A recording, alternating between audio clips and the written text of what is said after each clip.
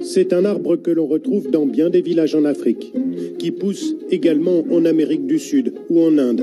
En France, on l'appelle le margousier, un arbre qui va peut-être changer la vie de nombreux agriculteurs. Depuis quelques années, 20 groupes de femmes à travers tout le Bénin ont commencé à ramasser ces graines, issues du fruit tombé de l'arbre. Allez, bientôt la bassine sera pleine. Et si elles les ramassent aujourd'hui, c'est qu'elles ont depuis peu la possibilité de les vendre. 20 centimes d'euros le kilo. Un petit complément. On ne savait pas qu'elles avaient de la valeur, mais maintenant qu'on le sait, c'est une petite richesse et on a commencé à les récolter.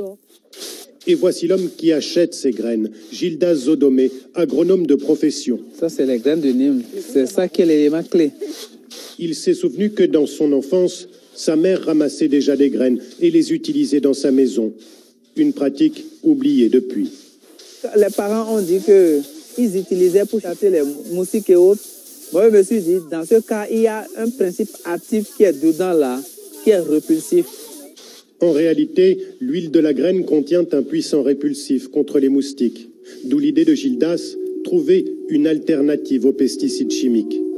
Dans ses précédentes fonctions, il conseillait les agriculteurs sur l'utilisation de ces produits devenus pour beaucoup une évidence.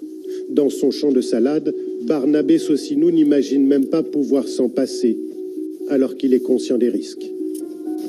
Quand je continue de faire, je commence par sentir le maux de rein, maux de ventre.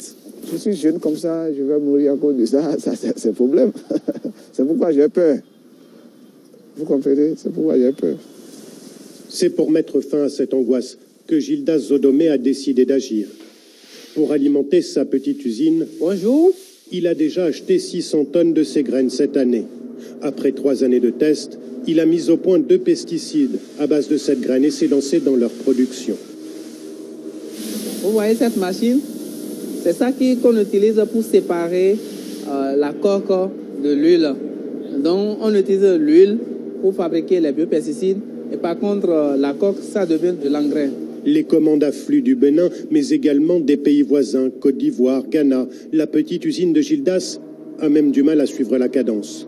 Au Bénin, l'entreprise est la seule à produire des pesticides certifiés biologiques, 25% moins chers que leurs équivalents chimiques. Ouais, c'est une commande. Notre rêve, c'est d'impacter le monde entier. Hein? Et si Gildas voit aussi grand, c'est qu'il est persuadé que ces pesticides sont les meilleurs. Et en veut pour preuve ses succès au Bénin déjà. Sur ces terrains maraîchers, 1/3 des 300 agriculteurs a déjà adopté ces produits. Sceptique au début, convaincu à l'usage. Sinon, au départ, je n'avais pas cru. Je n'avais pas cru en ça. Mais le rendement est meilleur par rapport à la conventionnelle. Ça, c'est du persil. Quand vous faites votre production, vous avez plus de produits à vendre que dans le temps ancien. C'est une des choses qui convainc. Tout le monde veut faire du profit, du bénéfice.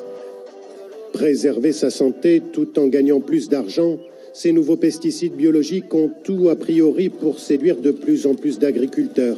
Au Bénin d'abord, en Afrique ensuite. Et pourquoi pas au-delà.